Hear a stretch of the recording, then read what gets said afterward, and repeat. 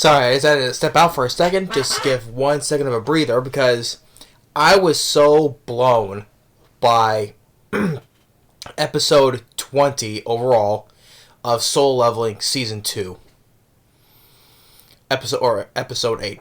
I mean, I was so blown by this episode. I don't know how more awesome this show can get.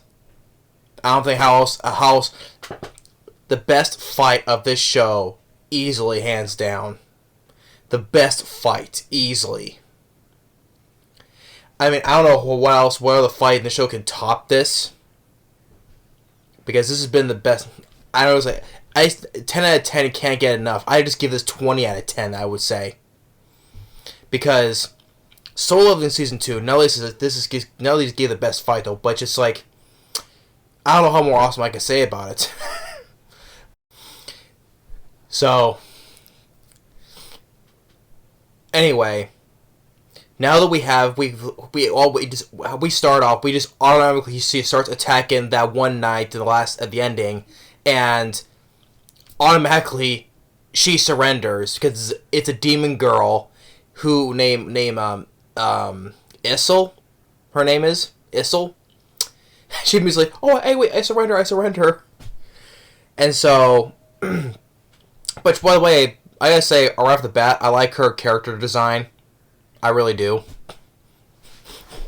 So that's one thing. But he tells her that her job is to protect the lord of the family and all that, and also the fact that she tries for a sneak attack, but it didn't work though because his shadow puppets. But whatever, the same thing happens when he tries to get information, they start glitching. Now this same thing happened beforehand, a couple times before, and I know earlier back when that's in the snow with the leader of the ice elves, right? The guy started glitching whenever he tried to get information. Now you see that's probably part of the system, because of the system that he's working with, But I don't know. It's just like whenever he tries to get information, they start glitching on something like that. So, which means there's something that the system is hiding problems. I don't know though, but it's just something that whenever he tries to get info, that happens. But she takes him to her father. Say, hey, why'd you bring him here? And he says he wants the permits to go up to the entries of all the floors up above, right? And I want her to be be my guide. So he says, okay, but I promise you she'll be safe.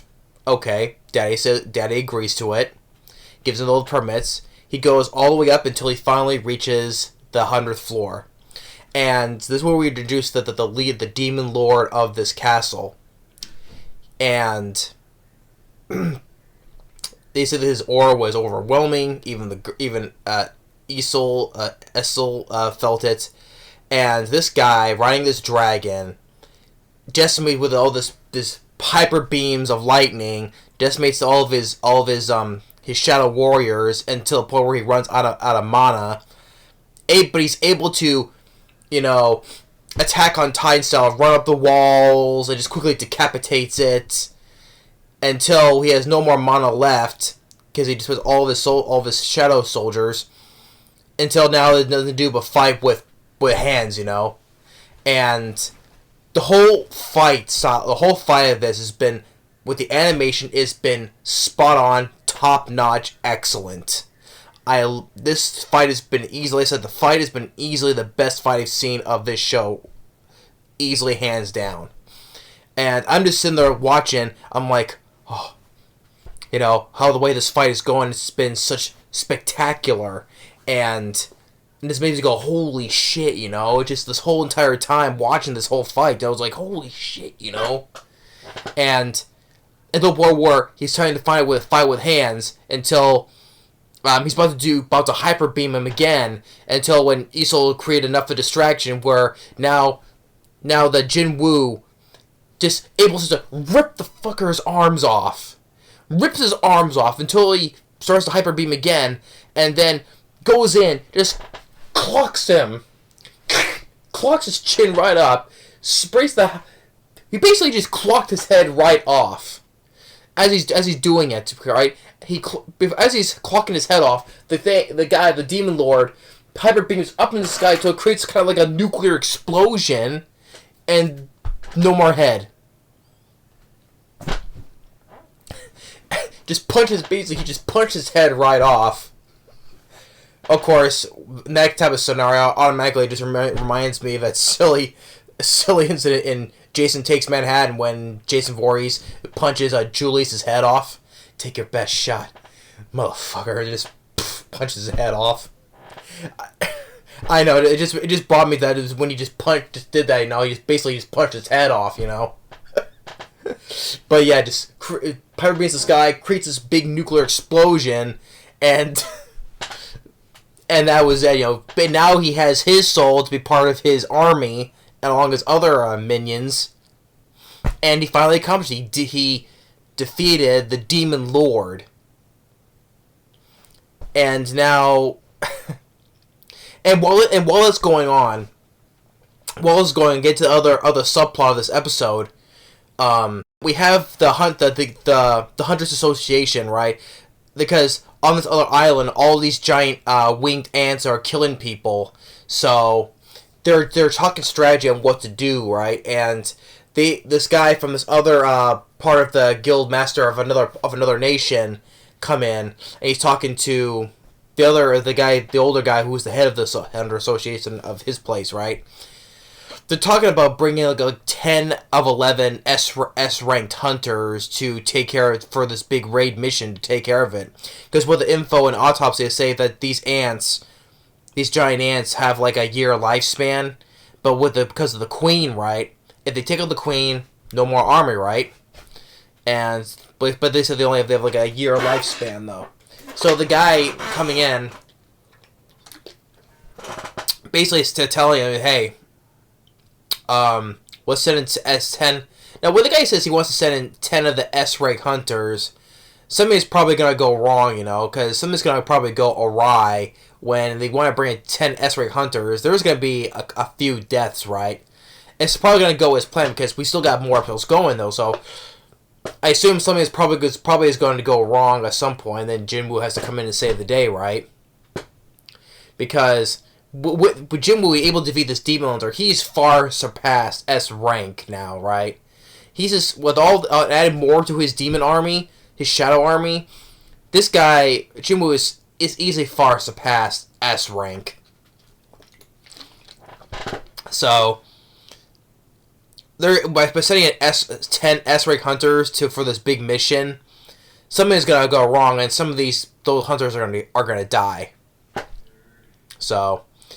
Yeah, but that's this whole other plot that's gonna happen on the up next though. So, but we'll worry about that later. But the whole fight between this demon lord, it was just beyond. It was like I was watching. It was watching that big epic fight when I saw in Demon Slayer Mugen Train with Rengoku, right? How he just fought tooth and nail at the end against that other I forget what was that type of wood there, that part of that demon organization, that guy. But I saw that fight with Rengoku. He just fought tooth and nail up until the end. It was such an epic fight until he gave his last breath, So it was obviously that was an awesome fight in Demon Slayer Mugen Train. And that was also kind of a memorable fight too, considered one of the better anime fights of recently, of the past how many years that people saw. But yeah, that's that type of fight style, what I've seen in a movie type, because that's how epic this fight was. You could have seen this as an anime movie. I would say it's that type of quality. I would say. So, that's how epic this fight was, and I loved it. I would say this season 2 has already has already proven to be better than season 1 easily, and easily the best fight of both seasons of the series, easily hands down. I would say. So, But next we're gonna worry about the whole giant ant subplot afterwards. But and him meeting this also that demon girl Isol. I like her character design too as well. Yeah, and I'm always a sucker for those type of designs. But regardless, so now that her family is he's saying that now her family is now the one that's in charge of this realm now. So, but goddamn man, holy shit, this has been such a the chef's kiss of the series, you know. Mwah. I don't know how this can get any better than this. I really can't. So, but yeah, that's episode 20, episode 8 of season 2 of Solo Leveling. Top tier at its best. I don't know how it can't get any better than that. Thanks for watching. Stay tuned for the more movie reviews, and we'll see you next time. Later.